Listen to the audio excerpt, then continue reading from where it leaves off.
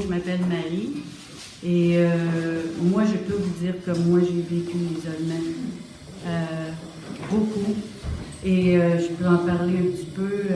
Moi, j'ai vécu une erreur médicale suite à une chirurgie dentaire et j'ai eu très, très mal, des douleurs atroces à vouloir aller jusqu'au suicide.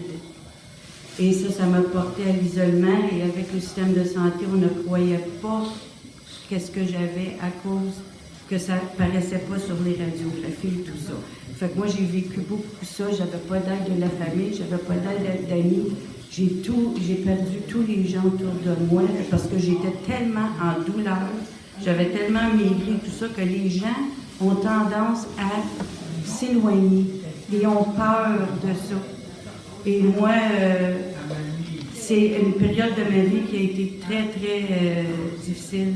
Et tranquillement, pas vite, je me suis sortie de l'isolement en sortant un petit peu de chez moi, prendre un cours de confiance en moi, aller à une clinique de la douleur et continuer à apprendre un peu sur ma douleur et sortir et faire de l'exercice qui était très important, réapprendre à bien manger et tout ça.